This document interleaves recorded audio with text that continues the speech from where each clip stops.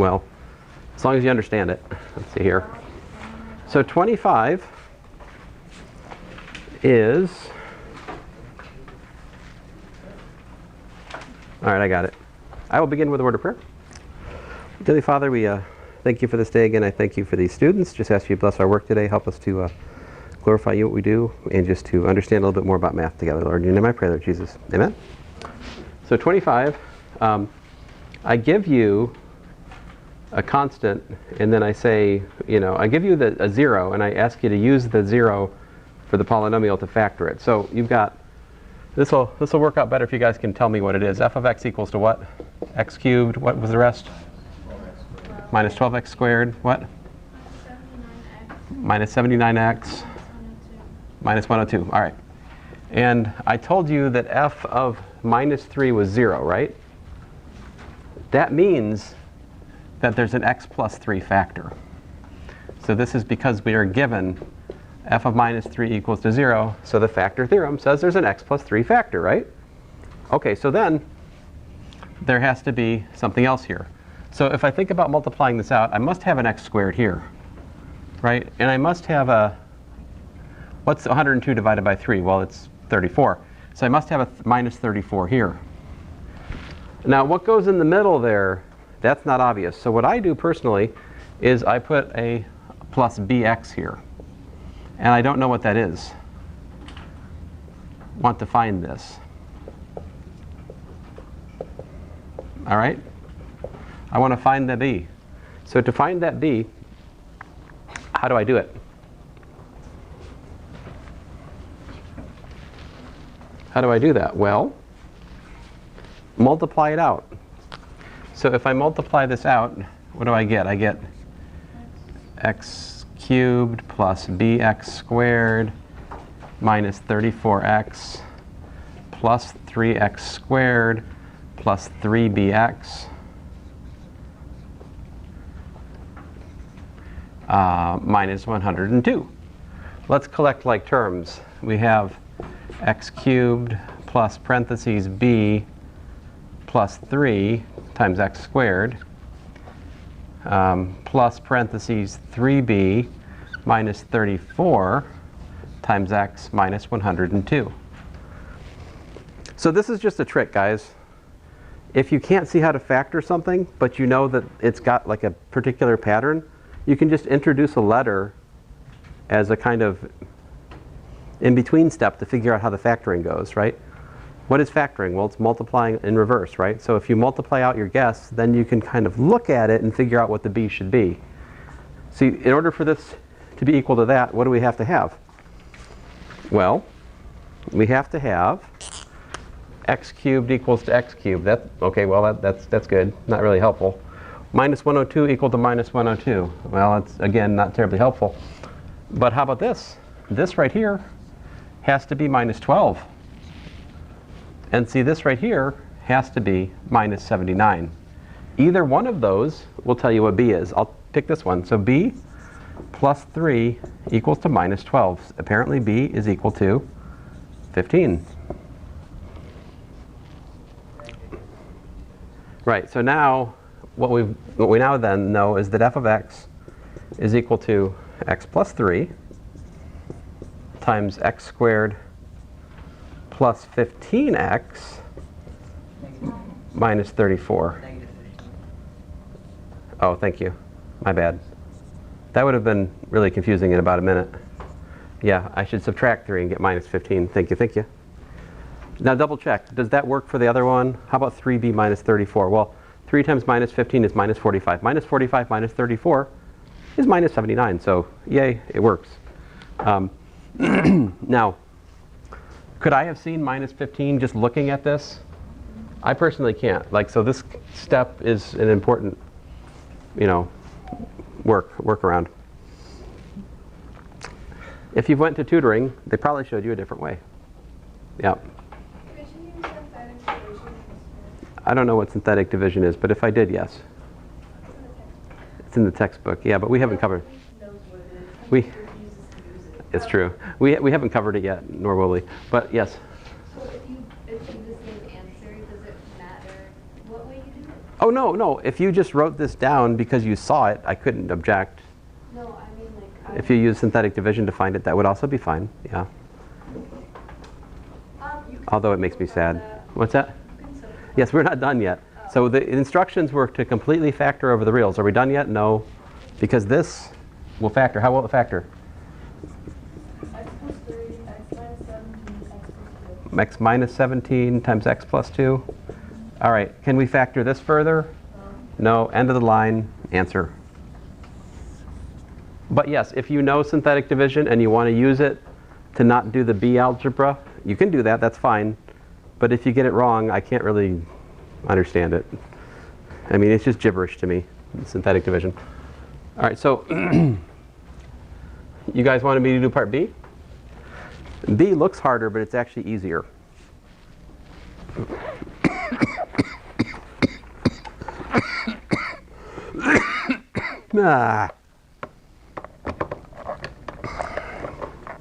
Just a second. I brought candy. I'm gonna eat my candy. I'll be better if I have some candy. My computer keeps turning itself off. Do you have candy for the whole class? I do not. But the whole class will benefit from me not coughing. Let's see here. Come on, computer. All right, so the next one, you guys help me out, is f of x equals to what? X cubed what? Plus 5x squared. 5x squared, okay. Plus 11x. 11x plus 7. And this time, I'm going to work down here for a second. We're given f of what? F of, what is it? C equals -2 plus I squared root 3. I root 3 is equal to 0. So I identify alpha equals to -2 and beta equals to the square root of 3 in my complex factor theorem, which said that x minus alpha squared plus beta squared is a factor if that's a complex root.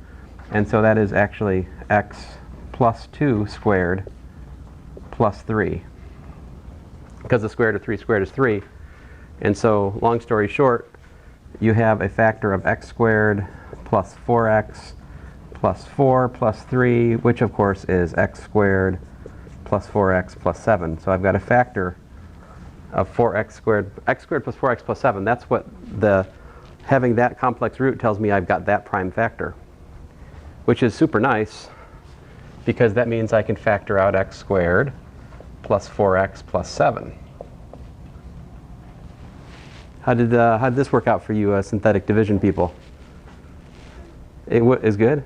So you do both of the complex roots? No, I found A different way? factor. Oh, you just found a different factor? Yeah, Ah. use that factor. Once you found the different factor, then it got you that? Yeah. Yeah, okay, cool. So you know what I'm about to write, because it's what the first thing you found. Yeah. By guessing. No, by. Rational roots theorem? Ah, okay, good. Why are you taking this class? Yeah, I don't know. See, it seems like you know things that a person who'd already taken the final would know. And I approve of that. I mean, it's good. I like it. Let's see here. But, okay, so then we played the game we played the last time, right? What do I have to put? Well, how do I get x cubed? That forces me to put an x here, right? And whatever I multiply, I have to get back to get 7, right? 7 times this has to give me 7, which forces me to put a 1. This time, I'm not trying to create a quadratic, which is more complicated. I just have to create what's left over, which is this simple linear term, and so answer. Why is it the answer? Why is this prime? Where did it come from?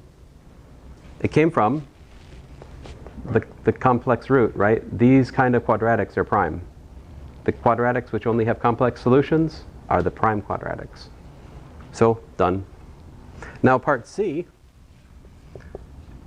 was f of x, what was it, 70?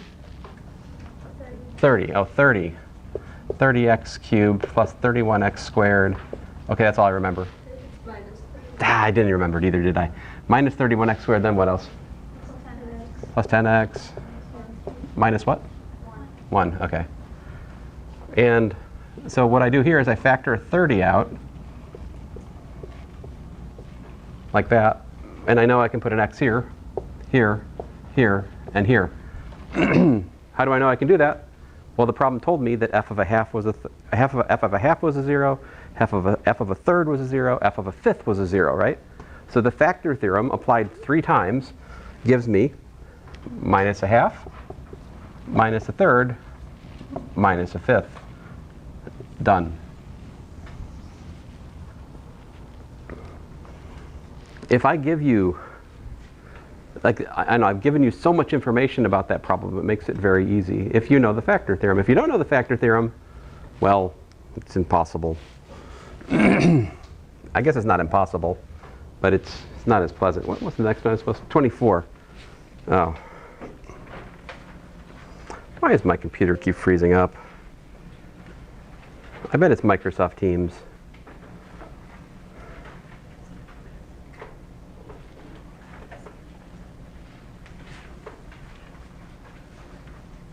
All right, there we go. So, all right, so this is kind of a backwards problem. So problem 24, and I see I never moved my camera. That was dumb. It's okay, you guys are all here, right? People at home don't count. Let's see here. It's all good. I haven't erased anything. That's the main thing. You know, when I forget to move the camera and I erase a whole board of work, I was like, ah, that's the worst feeling. Okay, so problem 24, you're looking at x squared plus bx plus c equals to 0, right? And your goal is to find b and c such that, you know, we get solution. So like part A, what's the solution that you're supposed to get? X equals to, was it 3 and what? -2. Okay, so that means, well, you know, I can write x minus 3 times x plus 2. That's an equation. That's an equation which has those as solutions, right? Multiply it out. What do you got? Minus 6 equal to 0. So that tells me I can choose b equals to -1 and c equals to -6. This is what's known as an inverse problem. Usually, what do? We give you the quadratic and we ask you to find the solution, right? I'm asking the question in the opposite way. I'm telling you the solutions and telling you to find me the quadratic which has those as solutions. That's why this is unfamiliar. Right? It's a backwards problem. Now B is a little bit sneakier. What are the solutions you have in B? 2 minus 3i. 2 minus 3i, okay. But we can basically use the complex factor theorem for this one, right? Because remember that means that x minus 2 plus minus 3 squared, x minus 2 squared plus minus 3 squared equals to 0 has that as a solution using the complex factor theorem, which I just wrote over here, right? If we have f of alpha plus I beta equal to 0, f of alpha plus I beta equals to 0, that's going to be true if I have x minus alpha squared plus beta squared as a factor. That's how that works. So if I use that theorem here, I get this, right? And how does this work out? We've got x squared minus 4x plus 4 plus 9 equals to 0, also known as x squared minus 4x plus 13 equals to 0. So apparently, my b is minus 4 and my c is 13.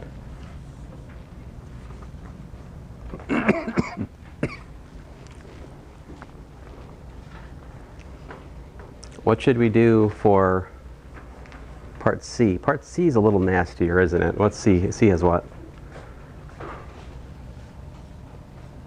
What were my solutions for that one? I had either x equals to 2 minus root 3, 2 plus root 3. So factor theorem says I've got what?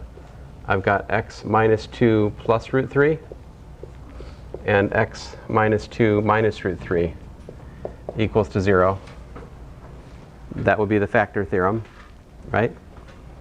But this time we should just do remember guys, this is basically what? This is basically a, b, right? Plus b, a minus b. So what's that equal to? A squared minus b squared equals to 0, right? That's the pattern. So here that just amounts to x minus 2 squared minus 3 equals to 0, which if I multiply it out is x squared minus 4x plus 4 minus 3 equals to 0, also known as x squared minus 4x plus 1 equals to 0. So apparently we want b equals to minus 4 and c equal to what?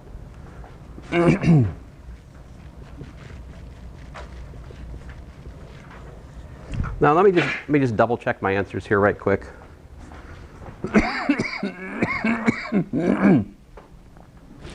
Boy, I tell you. I got 13, I got minus 4. Did I get minus 4 and 1? Okay, good. Does this make sense? I mean, this is a kind of a weird problem, but what else are we supposed to do? Number 30?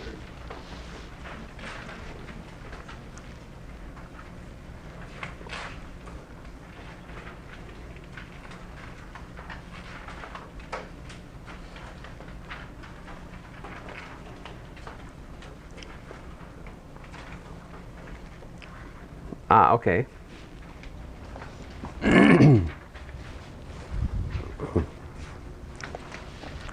me erase this over here. For extra 3 points, did you use that on the test? Oh, no. I just put that in a bonus column, which I will make sure counts for your grade. And I'm trying to like thumbs up those. So if you don't get a response from me, it's because I'm hitting the I got it, rather than emailing all of you, I got it. I have not yet, like once I feel like I'm done with all of that for all of you, at that point I will go back through my emails and make a list of everyone who sent me an email about trying to get tutoring. And some of you got appointments, like it's not universally negative, right? Yeah. So that's good. But let's see here. 30. So as I say, once I do that, then I will add add something to Canvas, and then like you'll see the 10 points appear there. Okay. It will be later when I do that, maybe a couple weeks. I actually know who wrote this one. So oh good. So we've got x squared plus y squared equals to 7, right? And what else do we got? We got x squared minus y squared equals to 1. So let me start with the graph. So what's going on graphically? I asked the question, does it make sense graphically, right? So I think we did this one the other day. The difference one is a hyperbola, right? It's a hyperbola. That's your x squared minus y squared equals to 1. The x squared plus y squared equals to 7 is a circle of radius root 7. So I don't know what that is exactly, but something like that. Okay? So what do we expect for solutions? How many? There's 4 points of intersection, right? Here, here, here, and here. So I expect 4 solutions. How do you find them? You say solve it? Thank you. Very helpful. If I add them together, okay, it's more helpful. Let's see here. 2x squared equals to 8. Then I divide by 2. I get x squared equals to 4. I do the square root property. X is equal to, plus or minus the square root of 4, which is plus or minus 2. Those are my x's. What are my y's? Right, you substitute back into whichever one you like. I like the second one. So plus or minus 2 squared minus y squared equals to 1. That tells me y squared is in fact equal to 4 minus 1. which is also known as 3. So y apparently is equal to plus or minus the square root of 3. So put these together, I either have 2 square root of 3, I have 2 minus the square root of 3, I have minus 2 square root of 3, and I have finally minus 2 minus the square root of 3. Them is my 4 answers. Oh. Which you can see that makes sense, right? There's an intersection point in each one of the 4 quadrants. One with both things positive, one with both things negative, and then one with x positive, y negative, one with y positive, x, wait a minute, yeah, y positive, x negative. You see it? So what's the technique for solving 2 nonlinear equations and 2 unknowns? It's relatively simple. You just try to eliminate a variable, right? So often adding and subtracting an equation is a good approach. Sometimes substitution works, but substitution's a little bit, well, if I was to do substitution here, I would like substitute an x squared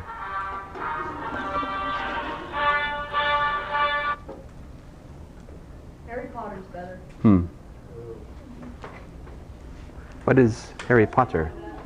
Let's see here. All right, so are we good on this one? Everybody understand?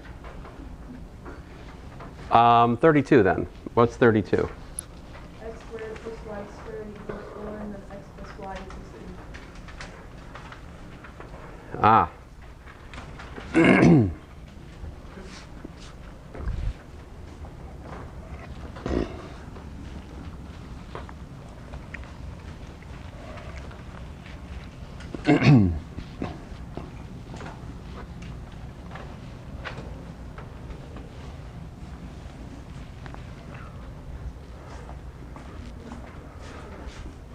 All right, so problem 32, you said x squared plus y squared equals to what? 4, and x plus y equals to 2. So I would point out that that's really y is 2 minus x, right? We could look at it that way. Can you graph both of those? Now, I probably won't actually ask you guys to graph a circle, an ellipse, or a hyperbola on the test. But what I might ask you to do, oh, you already did it, thanks. What I might ask you to do is to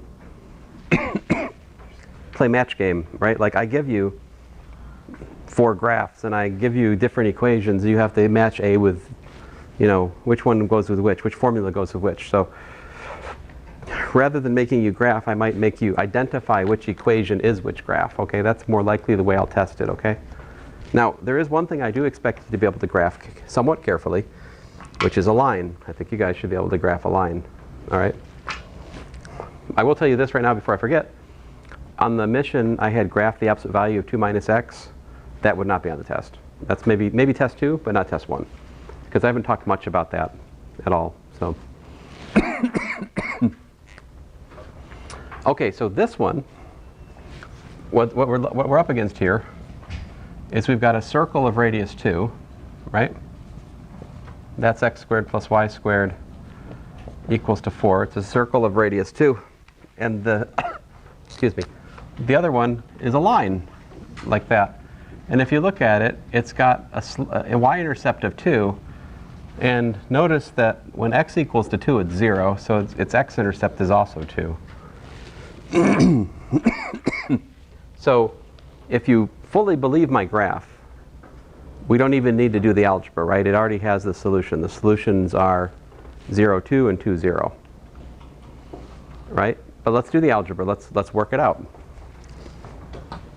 So what do? Well, I've got y equals 2 minus x here, right? So what should I do with that? I just take this, right? And substitute it up here. That gives me x squared plus parentheses 2 minus x, quantity squared, equals to 4. That's a quadratic equation. We can work it out. Let's do that. So we have x squared plus 4 minus 4x plus x squared equals to 4. Oh, the 4's cancel, don't they? See that? That's nice. And I get 2x squared minus 4x equals to 0. We can factor a 2x out of that, right? So this is 2x times x minus 2. Lo and behold, we have solution x equals to 0 or x equals to 2. Which then implies that what? Y equals to what? Either y equals to, use that equation there, right? 2 minus 0, which is 2, or 2 minus 2, which is 0. So put these together, solutions 0, 2, or 2, 0. Which makes sense. I mean, that, of course, is, you know, matching our our graphs.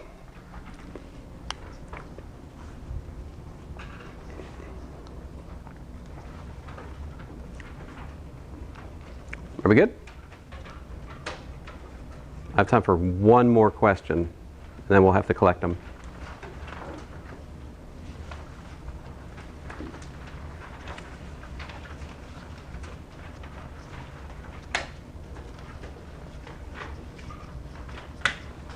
All right, well, let's collect them then. I do have a stapler if you need it. Don't get used to it. I don't usually have a stapler. Make sure your name is on there and pass them up. Thanks, sir.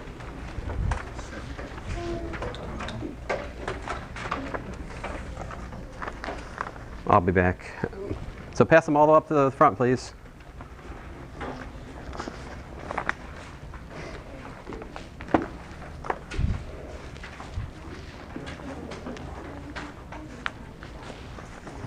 Thank you.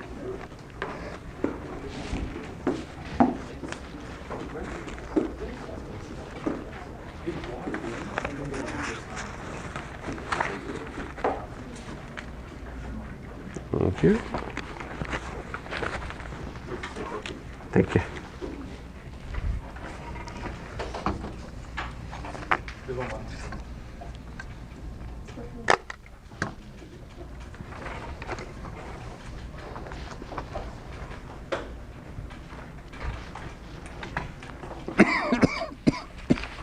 See where they did this now.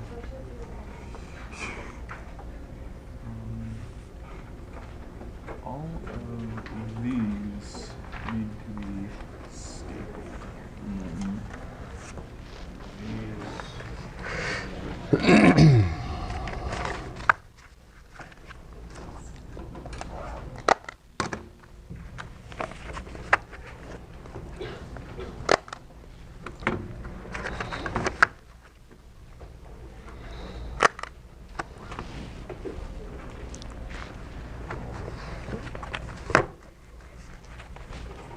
I got everything? I got them all? All right. And get this thing out here. So I think it's better if I just collect them at the start of class next time. So like I'm finding this to be a little bit chaotic. It's not too bad in this class, but the other class doing this was just utter chaos. So in the future, next time, like I'm going to collect the mission at the start of class, which means simply ask me questions about the mission before that day. All right? Now you're like, well, this was my idea, so it's not your fault or anything, right? But just saying. So like for future planning purposes, looking forward, there's a mission to do, right? So work on it ahead. Ask questions about it ahead of time. All right? I will answer mission questions any day you ask them, pretty much. We have time. You just need to ask.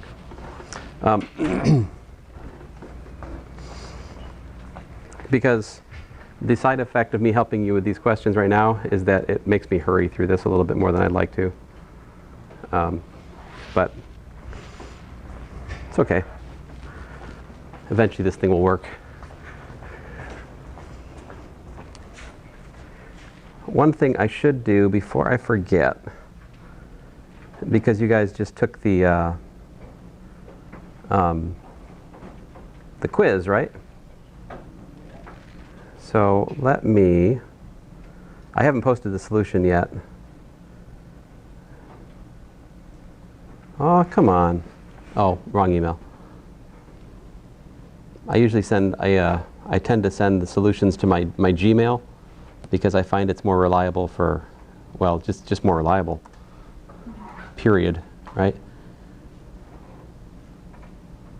All right.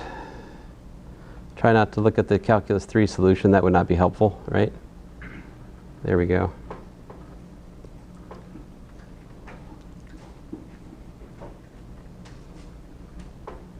Come on.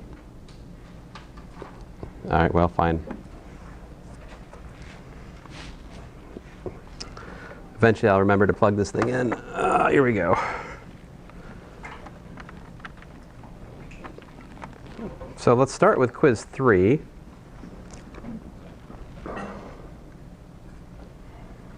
So quiz 3, a lot of you stopped here, which is halfway, because we can also factor x squared minus 4 like that.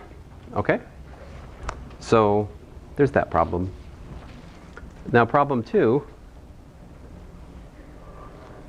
we can factor the x out, and then that factors to x plus 1 times x plus 3.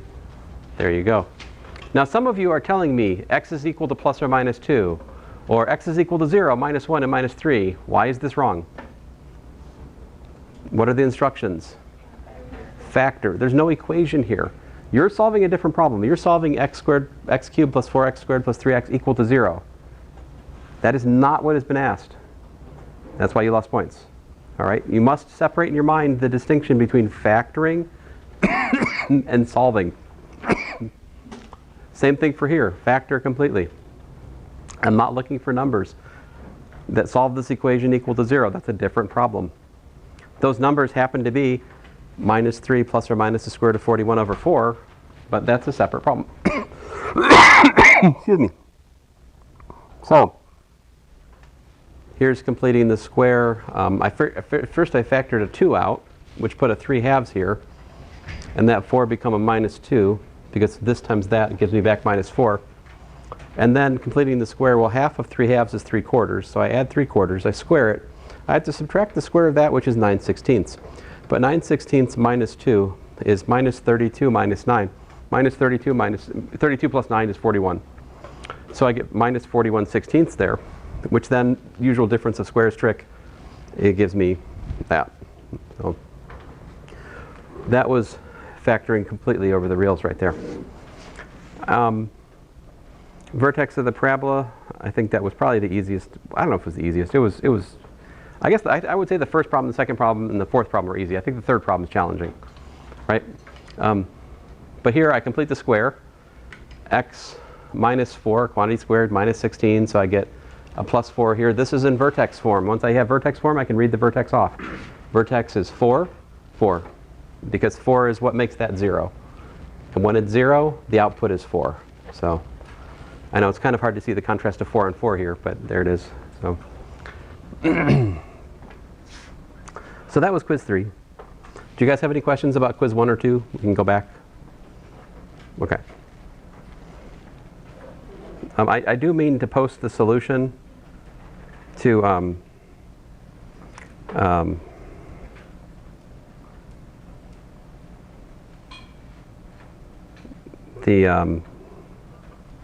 Mission? yeah, the mission. Well, the mission solution's posted. I've automatically posted it. It should show up. But I have not posted quiz 3 yet. But I should before close of business today. If I haven't posted quiz 3 by the end of today, like, poke me, if you would. Okay, so let's talk about problem 28 first. The last shall be first. So listen, every time I give this material, like, I have about 40% of you just completely ignore me on the timeline, the number line thing, and you just try to, like, reason through it or something, and I get this paragraph of meaningless inequalities, and about 10% of those people get it right. I don't know how. right? About 90% of those people get it wrong, because that is not the way to do these. You need to draw the number line and use the like pluses and minuses. Now there's another method with charts. If you know the chart method and you want to draw me a nice orderly chart with a collection of pluses and minuses and what happens, you're welcome to do that. I'm not going to teach that. I think this is easier. But I do need an organized principle to create the solution for here. I will put in the instructions for the test, like, solve the following inequalities using the number line method. All right?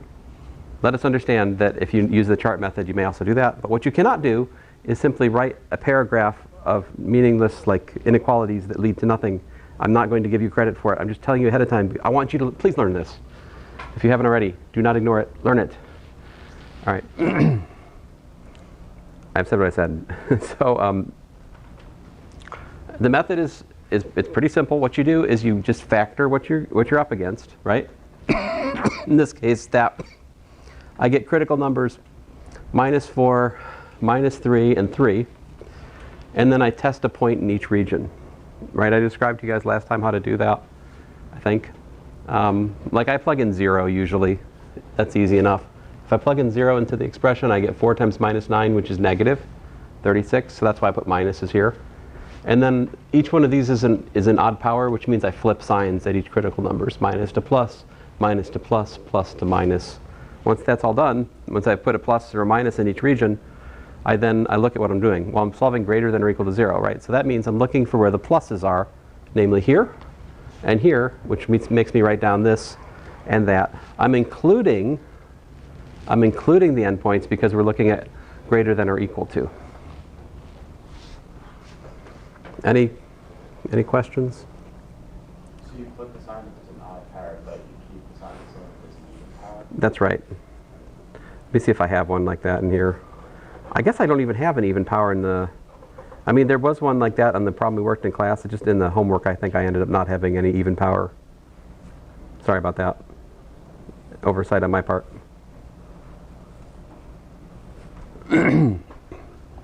So like last class asked me, is the mission comprehensive? Does mission even give you a complete view of what's on the test? The answer is sort of. I mean, the problem types, yes, but if I missed a case like that squared number effect, I did have an example like that in class. So I would say I would think of the examples in class together with the mission and the quizzes. That gives you a pretty complete picture of what could be on the test. So it has to be more like a combination of the quiz and the mission? Yeah. Or we can still study what was done in class? Yes, because what's done in class is these problems as well, right? So this one here, I factor the x out, and that factoring problem is pretty much your problem 1 on quiz 3, right? I had x to the 4th minus 16. This is x to the 4th minus 81. It's pretty much the same factoring, but this is 3 to the 4th rather than 2 to the 4th. It factors like that, which then gives us what? Critical number x gives us a 0. The x plus 3 gives me -3. The x minus 3 gives me a 3. So these are my critical numbers. Again, I put signs as appropriate to each region. And let's see, I'm solving greater than 0, so I'm looking for the pluses. So that's why I have -3 to 0 and 3 all the way to infinity. Does this make sense? I hope. All right, so anyway, the reason I'm saying you must use the number line is if you guys don't, it just doesn't work out. It's like just almost universally the case. Students who don't use the number line method get it wrong, in my experience.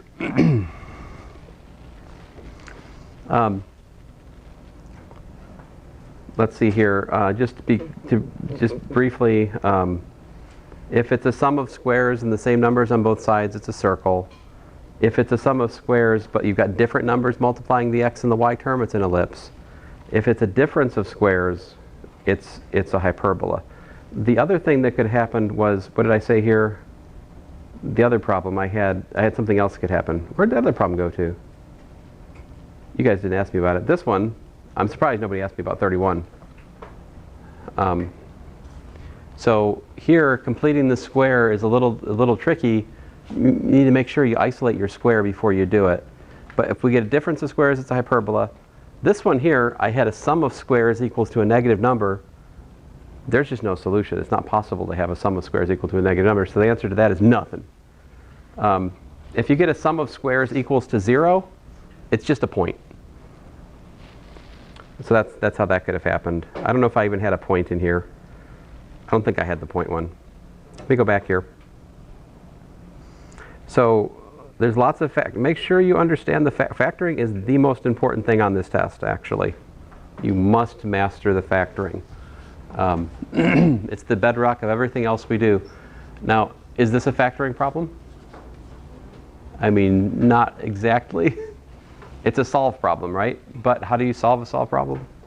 You factor. Yeah. So does x squared plus 1 factor? Well, no, that's prime. How about x squared minus 9? Well, that splits like it does there, x plus 3, x minus 3, and so you get these solutions. What do you do if you've got numbers on both sides? What do you do? Move it all to one side, right? Set it equal to 0, so x to the 4th plus 3x squared plus 2. Now that one is like a substitution of x squared kind of problem. X squared plus 1 times x squared plus 2. Anyway. So again, if it's an equation, the answers are numbers. This one here was a little bit tricky, part D. So part D, what you wanted to do was to subtract that to the other side and then look at it and notice that, wait a minute, this is exactly the same as this with a minus. So if I pull out, I can change this to a plus 8, and this is exactly 8 times x squared plus 3x minus 4. So factoring by grouping gives me this, and then that factors like that. So this one was tricky. Part D was tricky. Let's see here, anything else I got to tell you guys? This one, x cubed equals to 8. There's different ways a couple different ways to do it. One way is just take the cube root of both sides and immediately get x equals to 2. I recommend that way. The factoring way is more tricky, but we do have a way to factor x cubed minus 8. It was the special form trinomial formula, which gives us this. This is a prime. It gives you no solution. That gives you x equals to 2. Now, which solution do I recommend here? Obviously, I recommend the top one, right? However, what if I asked you to factor x cubed minus 8? Well, if I ask you to factor x cubed minus 8, you need to know about this business down here, don't you? So make sure on your formula sheet, you've got those a cubed plus b cubed and a cubed minus b cubed formula just in case that happens. I would make sure I had Pascal's triangle, right? Maybe up to like 5th order, and the formulas, like what's a plus b squared, what's a plus b cubed, what's a plus b to the 4th, what's a plus b to the 5th. If you have those, then you're prepared, right, if I ask one of those silly questions. You can put whole examples on your formula sheet. I have no, like, it's not just formulas. Like, you could put examples if you want. I don't usually ask exactly the same questions in the mission as I have, you know, on the test. But I am also a creature of habit, right? So there are certain quadratics that I just like the way they look. So I gravitate towards those. So it's possible that I would have the same formula on the test as on the mission. But that's probably not on purpose. It's probably just an accident because I'm a creature of habit. Yeah. Yes, sir. Are we only allowed to do one side on the formula sheet, or can we do both sides? So to answer that question, let me answer the other question, which is what size is the formula sheet? Right? No one's asked that yet, but the size of the formula sheet you're allowed is a piece of paper like this or smaller. So I just fold loose, loose sheet of paper. That's fine if if your note paper, like a regular, not an artist pad, right? Both sides, 8 by 11, for example. And also, you're only allowed to write on 2 sides. So. I wasn't sure if you just wanted a one-sided or. No, 2 sides fine, but just 2. You think I'm joking, but I used to have 3 by 5 cards in physics, and this one time I had this kid tear the 3 by 5 card apart and write on the inside. It's a smart kid. Yeah. So. Wait, he showed me. He was proud of it. Did you vote his grade or something? No, I let him do it, but I have forever after that made this qualification only write on 2 sides. Exclusively 2 sides. Just 2 sides. Yeah. Not 3, not 4. Nope. You can't write on the edge.